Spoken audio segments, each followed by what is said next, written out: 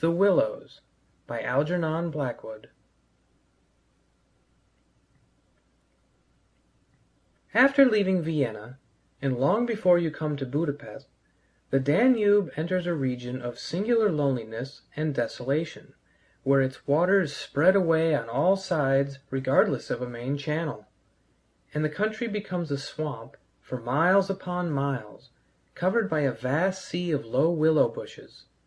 On the big maps this deserted area is painted in a fluffy blue, growing fainter in color as it leaves the banks, and across it may be seen in large straggling letters the word Sumphi, meaning marshes. In high flood, this great acreage of sand, shingle beds, and willow-grown islands is almost topped by the water, but in normal seasons the bushes bend and rustle in the free winds, showing their silver leaves to the sunshine in an ever-moving plain of bewildering beauty. These willows never attain to the dignity of trees. They have no rigid trunks. They remain humble bushes, with rounded tops and soft outline, swaying on slender stems that answer to the least pressure of the wind, supple as grasses, and so continually shifting that they somehow give the impression that the entire plain is moving and alive, for the wind sends waves rising and falling over the whole surface, waves of leaves instead of waves of water. Green swells like the sea, too, until the branches turn and lift, and then silvery white as their underside turns to the sun. Happy to slip beyond the control of stern banks, the Danube here wanders about at will among the intricate network of channels intersecting the islands everywhere with broad avenues, down which the waters pour with a shouting sound, making whirlpools, eddies, and foaming rapids, tearing at the sandy banks, carrying away masses of shore and willow clumps, and forming new islands innumerable which shift daily in size and shape and possess at best an impermanent life, since the flood time obliterates their very existence. Properly speaking, this fascinating part of the river's life begins soon after leaving Pressburg, and we, in our Canadian canoe, with gypsy tent and frying pan on board, reached it on the crest of a rising flood about mid-July. That very same morning, when the sky was reddening before sunrise, we had slipped swiftly through still sleeping Vienna, leaving it a couple of hours later a mere patch of smoke against the blue hills of the Wienerwald on the horizon. We had breakfasted below Fischeramende, under a grove of birch trees roaring in the wind, and had then swept on the tearing current past Orth, Hainburg, Petronell, the old Roman Carnuntum of Marcus Aurelius, and so under the frowning heights of Theban, on a spur of the Carpathians, where the march steals in quietly from the left and the frontier is crossed between Austria and Hungary. Racing along at 12 kilometers an hour soon took us well into Hungary, and the muddy waters, sure sign of flood, sent us aground on many a shingle bed and twisted us like a cork in many a sudden belching whirlpool before the towers of Pressburg, Hungarian Pozsony, showed against the sky. And then the canoe, leaping like a spirited horse, flew at top speed under the gray walls, negotiated safely the sunken chain of the Fleischenbruck ferry, turned the corner sharply to the left, and plunged on yellow foam into the wilderness of islands, sandbanks, and swampland beyond, the land of the Willows. The change came suddenly, as when a series of bioscope pictures snaps down on the streets of a town and shifts without warning into the scenery of lake and forest. We entered the land of desolation on wings, and in less than half an hour there was neither boat nor fishing hut, nor red roof, nor any single sign of human habitation and civilization within sight. The sense of remoteness from the world of humankind, the utter isolation, the fascination of this singular world of willows, winds, and waters, instantly laid its spell upon us both, so that we allowed laughingly to one another that we ought by right to have held some special kind of passport to admit us, and that we had, somewhat audaciously, come without asking leave into a separate little kingdom of wonder and magic, a kingdom that was reserved for the use of others, who had a right to it, with everywhere unwritten warnings to trespassers for those who had the imagination to discover them. Though still early in the afternoon, the ceaseless buffetings of a most tempestuous wind made us feel weary, and we at once began casting about for a suitable camping ground for the night. But the bewildering character of the islands made landing difficult. The swirling flood carried us inshore and then swept us out again. The willow branches tore our hands as we seized them to stop the canoe, and we pulled many a yard of sandy bank into the water before at length we shot with a great sideways blow from the wind into a backwater and managed to beach the bows in a cloud of spray. Then we lay panting and laughing after our exertions on hot yellow sand, sheltered from the wind and in the full blaze of a scorching sun, a cloudless blue sky above, and an immense army of dancing, shouting willow bushes, closing in from all sides, shining with spray and clapping their thousand little hands as though to applaud the success of our efforts. "What a river!" I said to my companion, thinking of all the way we had traveled from the source in the Black Forest, and how we had often been obliged to wade and push in the upper shallows at the beginning of June. "Won't stand much nonsense now, will it?" he said, pulling the canoe a little farther into safety up the sand, and then composing himself for a nap. I lay by his side, happy and peaceful in the bath of the elements, water, wind, sand, and the great fire of the sun, thinking of the long journey that lay behind us, and of the great stretch before us to the Black Sea, and how lucky I was to have such a delightful and charming traveling companion as my friend the Swede. We had made many similar journeys together, but the Danube, more than any other river I knew, impressed us from the very beginning with its aliveness.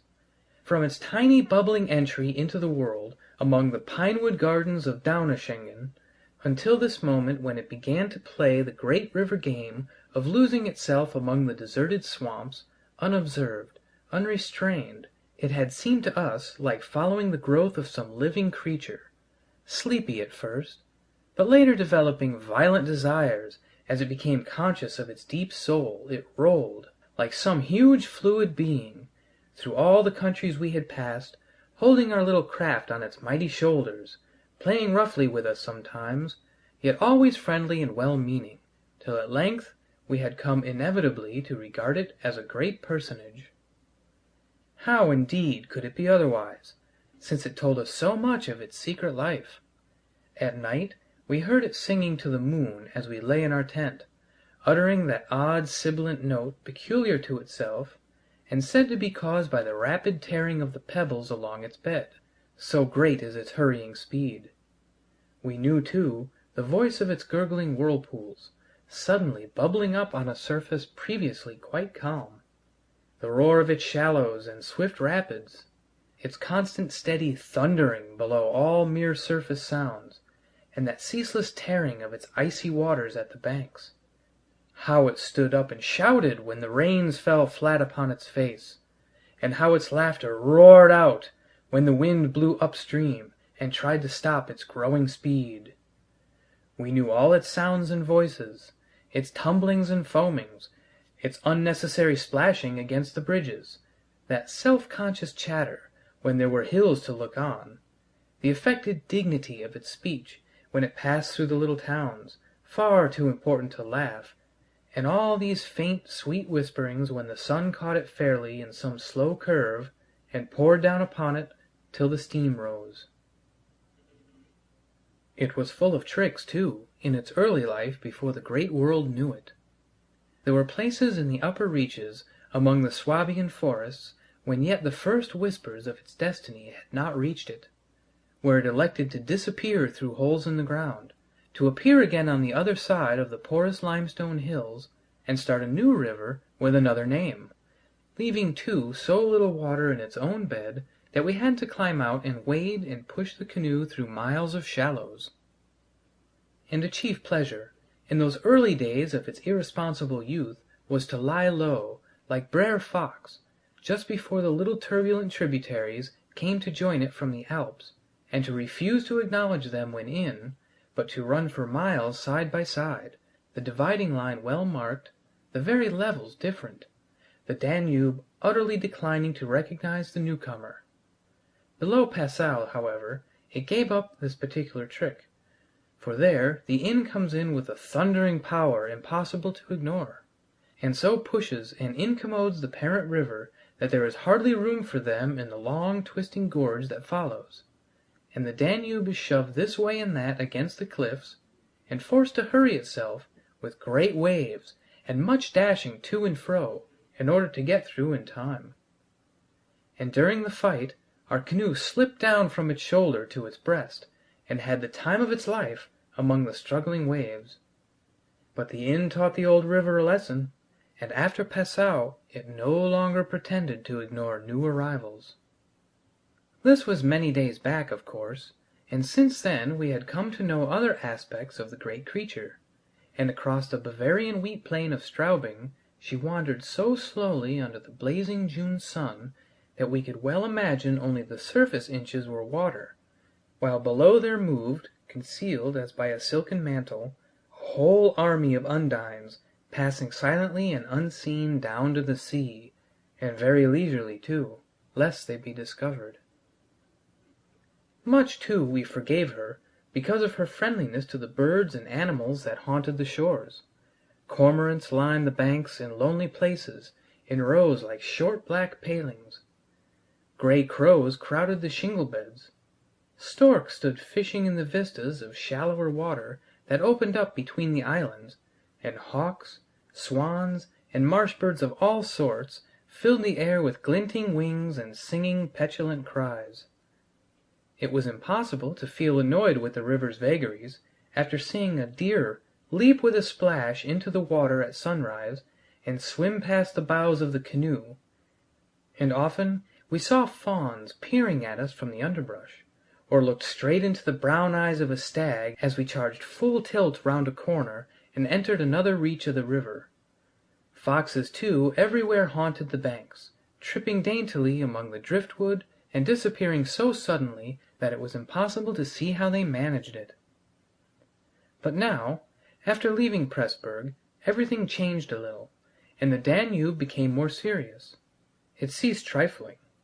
It was halfway to the Black Sea, within scenting distance almost of other, stranger countries where no tricks would be permitted or understood. It became suddenly grown up, and claimed our respect and even our awe. It broke out into three arms, for one thing, that only met again 100 kilometers farther down, and for a canoe there were no indications which one was intended to be followed. "If you take a side channel," said the Hungarian officer we met in the Pressburg shop while buying provisions, "you may find yourself, when the flood subsides, 40 miles from anywhere, high and dry, and you may easily starve.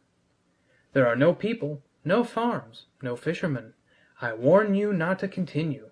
The river, too, is still rising, and this wind will increase."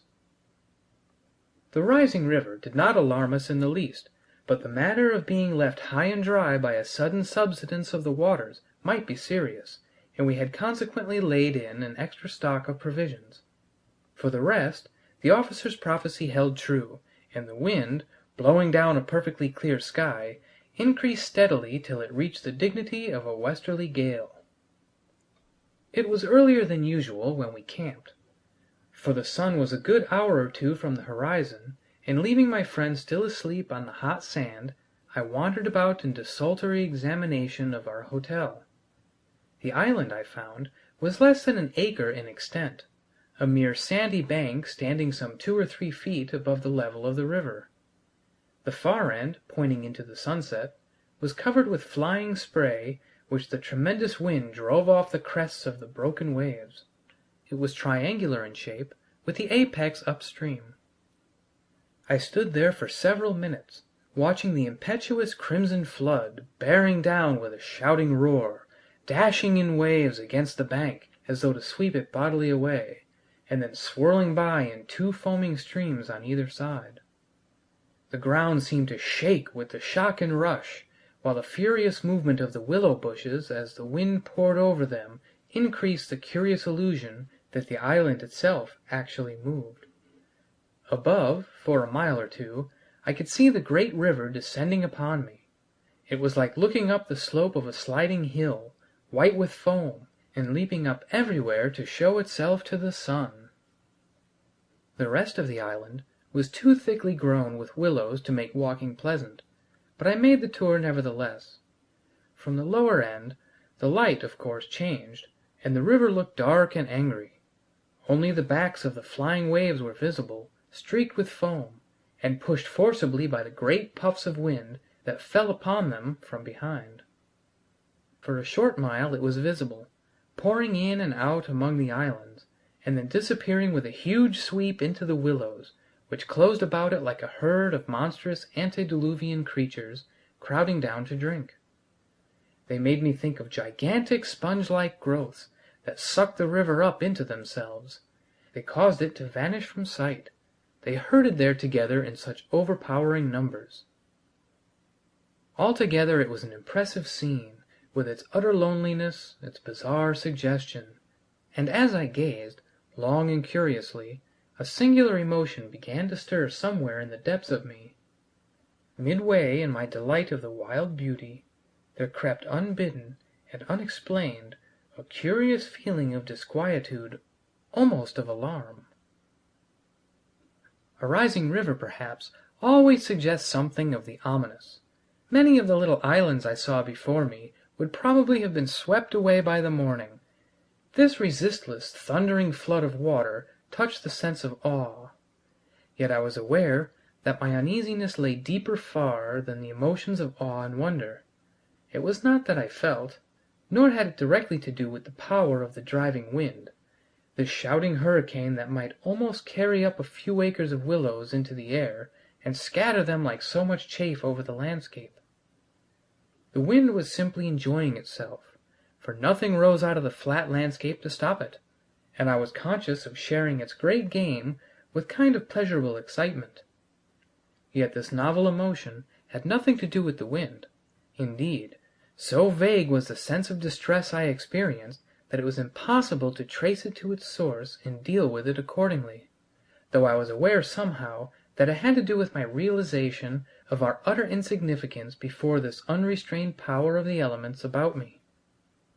The huge grown river had something to do with it too, a vague, unpleasant idea that we had somehow trifled with these great elemental forces, in whose power we lay helpless every hour of the day and night.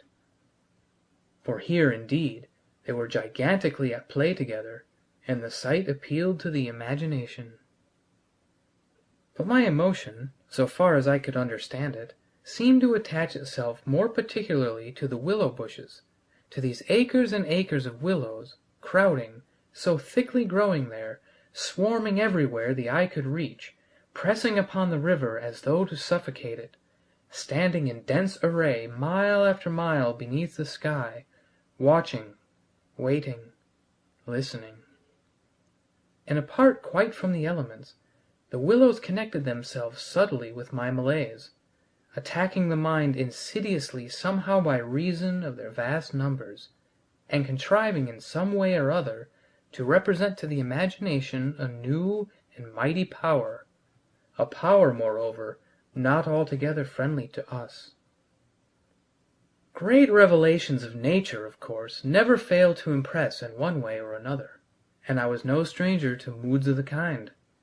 Mountains overawe and oceans terrify, while the mystery of great forests exercises a spell peculiarly its own. But all these, at one point or another, somewhere link on intimately with human life and human experience.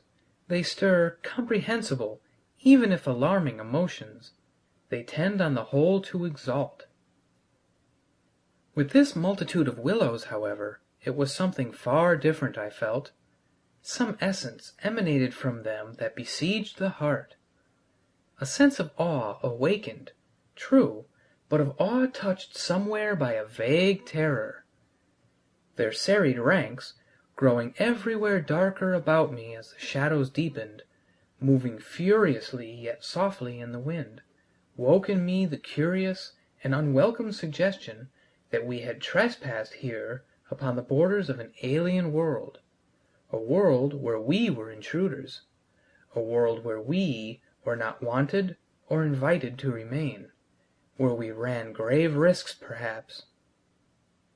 The feeling, however, though it refused to yield its meaning entirely to analysis, did not at the time trouble me by passing into menace, yet it never left me quite, even during the very practical business of putting up the tent in a hurricane of wind and building a fire for the stew pot.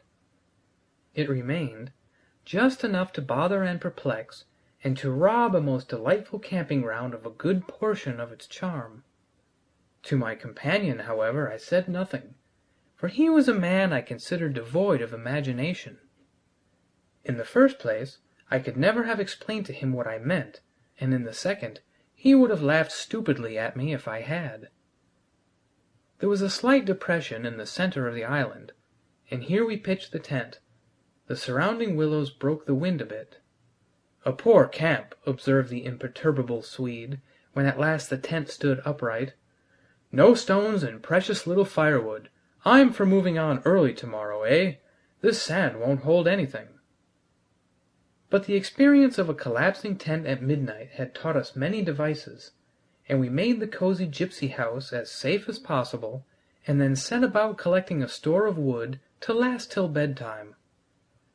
Willow bushes dropped no branches, and driftwood was our only source of supply. We hunted the shores pretty thoroughly. Everywhere the banks were crumbling as the rising flood tore at them and carried away great portions with a splash and a gurgle. "The island's much smaller than when we landed," said the accurate Swede. "It won't last long at this rate. We'd better drag the canoe close to the tent and be ready to start at a moment's notice. I shall sleep in my clothes." He was a little distance off, climbing along the bank, and I heard his rather jolly laugh as he spoke. "By Jove!" I heard him call a moment later, and turned to see what had caused his exclamation, but for the moment he was hidden by the willows, and I could not find him. "What in the world's this?" I heard him cry again, and this time his voice had become serious. I ran up quickly and joined him on the bank. He was looking over the river, pointing at something in the water. "Good heavens, it's a man's body!" he cried excitedly. "Look!" A black thing, turning over and over in the foaming waves, swept rapidly past. It kept disappearing and coming up to the surface again. It was about 20 feet from the shore, and just as it was opposite to where we stood, it lurched round and looked straight at us. We saw its eyes reflecting the sunset and gleaming an odd yellow as the body turned over. Then it gave a swift, gulping plunge and dived out of sight in a flash. "An otter, by gad!" we exclaimed in the same breath, laughing. It was an otter, alive, and out on the hunt, yet it had looked exactly like the body of a drowned man turning helplessly in the current. Far below it came to the surface once again, and we saw its black skin wet and shining in the sunlight. Then, too, just as we turned back, our arms full of driftwood, another thing happened to recall us to the river bank. This time it really was a man, and what was more, a man in a boat. Now a small boat on the Danube was an unusual sight at any time, but here in this deserted region, and at flood time, it was so unexpected as to constitute a real event. We stood and stared. Whether it was due to the slanting sunlight or the refraction from the wonderfully illumined water, I cannot say, but whatever the cause, I found it difficult to focus my sight properly upon the flying apparition. It seemed, however, to be a man standing upright in a sort of flat-bottomed boat, steering with a long oar, and being carried down the opposite shore at a tremendous pace. He apparently was looking across in our direction, but the distance was too great and the light too uncertain for us to make out very plainly what he was about. It seemed to me that he was gesticulating and making signs at us. His voice came across the water to us, shouting something furiously, but the wind drowned it so that no single word was audible. There was something curious about the whole appearance, man, boat, signs, voice, that made an impression on me out of all proportion to its cause. "He's crossing himself!" I cried. "Look, he's making the sign of the cross!" "I believe you're right," the Swede said, shading his eyes with his hand and watching the man out of sight. He seemed to be gone in a moment, melting away down there into the sea of willows, where the sun caught them in the bend of the river and turned them into a great crimson wall of beauty. Mist, too, had begun to rise, so that the air was hazy. "But what in the world is he doing at nightfall on this flooded river?" I said, half to myself. "Where is he going at such a time? And what did he mean by his signs and shouting? Do you think he wished to warn us about something?" "He saw our smoke and thought we were spirits, probably," laughed my companion. "These Hungarians believe in all sorts of rubbish. You remember the shopwoman at Pressburg warning us that no one ever landed here because it belonged to some sort of beings outside man's world. I suppose they believe in fairies and elementals, possibly demons too. That peasant in the boat saw people on the islands for the first time in his life," he added after a slight pause, "and it scared him, that's all." The Swede's tone of voice was not convincing, and his manner lacked something that was usually there. I noted the change instantly while he talked, though without being able to label it precisely. "If they had enough imagination," I laughed loudly. I remember trying to make as much noise as I could. "They might well people a place like this, with the old gods of antiquity. The Romans must have hunted all this region more or less with their shrines and sacred groves and elemental deities." The subject dropped and we returned to our stew pot, for my friend was not given to imaginative conversation as a rule. Moreover, just then I remember feeling distinctly glad that he was not imaginative. His stolid, practical nature suddenly seemed to me welcome and comforting. It was an admirable temperament, I felt. He could steer down rapids like a red Indian, shoot dangerous bridges and whirlpools better than any white man I ever saw in a canoe. He was a grand fellow for an adventurous trip, a tower of strength when untoward things happened. I looked at his strong face and light curly hair as he staggered along under his pile of driftwood, twice the size of mine, and I experienced a feeling of relief. Yes, I was distinctly glad just then that the Swede was what he was, and that he never made remarks that suggested more than they said. "The river's still rising, though," he added, as if following out some thoughts of his own, and dropping his load with a gasp. "This island will be under water in 2 days if it goes on." "I wish the wind would go down," I said. "I don't care a fig for the river." The flood, indeed, had no terrors for us. We could get off at 10 minutes' notice, and the more water the better we liked it. It meant an increase in current, and the obliteration of the treacherous shingle beds that so often threatened to tear the bottom out of our canoe. Contrary to our expectations, the wind did not go down with the sun. It seemed to increase with the darkness, howling overhead and shaking the willows round us like straws. Curious sounds accompanied it sometimes, like the explosion of heavy guns, and it fell upon the water and the island in great flat blows of immense power. It made me think of the sounds a planet must make, could we only hear it, driving along through space. But the sky kept wholly clear of clouds, and soon after supper the full moon rose up in the east and covered the river and the plain of shouting willows with a light like the day. We lay on the sandy patch beside the fire, smoking, listening to the noises of the night round us, and talking happily of the journey we had already made, and of our plans ahead. The map lay spread in the door of the tent, but the high wind made it hard to study, and presently we lowered the curtain and extinguished the lantern. The firelight was enough to smoke and see each other's faces by, and the sparks flew about overhead like fireworks. A few yards beyond, the river gurgled and hissed, and from time to time a heavy splash announced the falling away of further portions of the bank. Our talk, I noticed, had to do with the faraway scenes and incidents of our first camps in the Black Forest, or of other subjects altogether remote from the present setting, for neither of us spoke of the actual moment more than was necessary, almost as though we had agreed tacitly to avoid discussion of the camp and its incidents. Neither the otter nor the boatmen, for instance, received the honor of a single mention, though ordinarily these would have furnished discussion for the greater part of the evening. They were, of course, distinct events in such a place. The scarcity of wood made it a business to keep the fire going, for the wind, that drove the smoke in our faces wherever we sat, helped at the same time to make a forced draught. We took it in turn to make foraging expeditions into the darkness, and the quantity the Swede brought back always made me feel that he took an absurdly long time finding it, for the fact was that I did not care much about being left alone, and yet it always seemed to be my turn to grub about among the bushes or scramble along the slippery banks in the moonlight.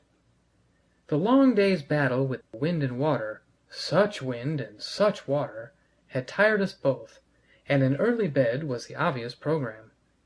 Yet neither of us made the move for the tent.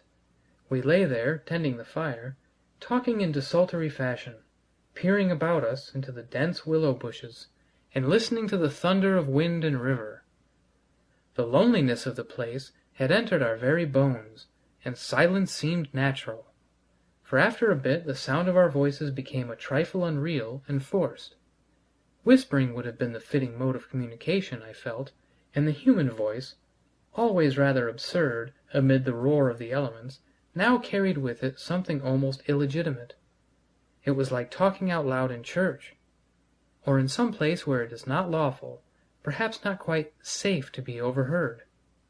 The eeriness of this lonely island, set among a million willows, swept by a hurricane, and surrounded by hurrying deep waters, touched us both, I fancy. Untrodden by man, almost unknown to man, it lay there beneath the moon, remote from human influence, on the frontier of another world, an alien world, a world tenanted by willows only and the souls of willows, and we in our rashness had dared to invade it, even to make use of it. Something more than the power of its mystery stirred in me as I lay on the sand, feet to fire, and peered up through the leaves at the stars. For the last time I rose to get firewood. "When this is burnt up," I said firmly, "I shall turn in," and my companion watched me lazily as I moved off into the surrounding shadows. For an unimaginative man, I thought he seemed unusually receptive that night, unusually open to suggestion of things other than sensory. He too was touched by the beauty and loneliness of the place. I was not altogether pleased, I remember, to recognize this slight change in him, and instead of immediately collecting sticks, I made my way to the far point of the island, where the moonlight on plain and river could be seen to better advantage. The desire to be alone had come suddenly upon me. My former dread returned in force. There was a vague feeling in me I wished to face and probe to the bottom. When I reached the point of sand jutting out among the waves, the spell of the place descended upon me with a positive shock. No mere scenery could have produced such an effect. There was something more here, something to alarm. I gazed across the waste of wild waters. I watched the whispering willows. I heard the ceaseless beating of the tireless wind, and one and all, each in its own way, stirred in me the sensation of a strange distress. But the willows especially, forever they went on chattering and talking among themselves, laughing a little, shrilly crying out, sometimes sighing. But what it was they made so much to do about belonged to the secret life of the great plain they inhabited, and it was utterly alien to the world I knew, or to that of the wild yet kindly elements. They made me think of a host of beings from another plane of life, another evolution altogether perhaps, all discussing a mystery known only to themselves. I watched them moving busily together, oddly shaking their big bushy heads, twirling their myriad leaves even when there was no wind. They moved of their own will as though alive, and they touched, by some incalculable method, my own keen sense of the horrible. There they stood in the moonlight, like a vast army surrounding our camp, shaking their innumerable silver spears defiantly, formed all ready for an attack. The psychology of places, for some imaginations at least, is very vivid. For the wanderer especially, camps have their note of either welcome or rejection. At first it may not always be apparent, because the busy preparations of tent and cooking prevent, but with the first pause, after supper usually, it comes and announces itself. And the note of this willow camp now became unmistakably plain to me. We were interlopers, trespassers. We were not welcomed. The sense of unfamiliarity grew upon me as I stood there watching. We touched the frontier of a region where our presence was resented. For a night's lodging we might perhaps be tolerated, but for a prolonged and inquisitive stay, no, by all the gods of the trees and the wilderness, no. We were the first human influences upon this island, and we were not wanted. The Willows were against us. Strange thoughts like these, bizarre fancies, born I know not whence, found lodgment in my mind as I stood listening. What, I thought, if after all, these crouching willows proved to be alive? If suddenly they should rise up like a swarm of living creatures marshaled by the gods whose territory we had invaded, sweep towards us off the vast swamps, booming overhead in the night, and then settle down. As I looked, it was so easy to imagine they actually moved, crept nearer, retreated a little, huddled together in masses, hostile, waiting for the great wind that should finally start them a-running.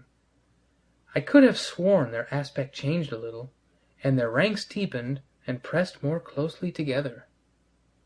The melancholy shrill cry of a night bird sounded overhead, and suddenly I nearly lost my balance, as the piece of bank I stood upon fell with a great splash into the river, undermined by the flood. I stepped back just in time, and went on hunting for firewood again, half laughing at the odd fancies that crowded so thickly into my mind and cast their spell upon me. I recall the Swede's remark about moving on next day, and I was just thinking that I fully agreed with him, when I turned with a start and saw the subject of my thoughts standing immediately in front of me. He was quite close. The roar of the elements had covered his approach. "You've been gone so long," he shouted above the wind, "I thought something must have happened to you." But there was that in his tone, and a certain look in his face as well, that conveyed to me more than his actual words, and in a flash I understood the real reason for his coming. It was because the spell of the place had entered his soul too, and he did not like being alone. "River still rising," he cried, pointing to the flood in the moonlight, "and the wind simply awful." He always said the same things, but it was the cry for companionship that gave the real importance to his words. "Lucky," I cried back. "Our tent's in the hollow. I think it'll hold all right." I added something about the difficulty of finding wood in order to explain my absence, but the wind caught my words and flung them across the river, so that he did not hear, but just looked at me through the branches, nodding his head. "Lucky if we get away without disaster," he shouted, or words to that effect, and I remember feeling half angry with him for putting the thought into words, for it was exactly what I felt myself. There was disaster impending somewhere, and the sense of presentiment lay unpleasantly upon me. We went back to the fire and made a final blaze, poking it up with our feet. We took a last look round. But for the wind the heat would have been unpleasant. I put this thought into words, and I remember my friend's reply struck me oddly, that he would rather have the heat, the ordinary July weather, than this diabolical wind. Everything was snug for the night, the canoe lying turned over beside the tent, with both yellow paddles beneath her, the provision sack hanging from a willow stem, and the washed up dishes removed to a safe distance from the fire, all ready for the morning meal. We smothered the embers of the fire with sand, and then turned in. The flap of the tent door was up, and I saw the branches and the stars and the white moonlight. The shaking willows and the heavy buffetings of the wind against our taut little house were the last things I remembered as sleep came down and covered all with its soft and delicious forgetfulness.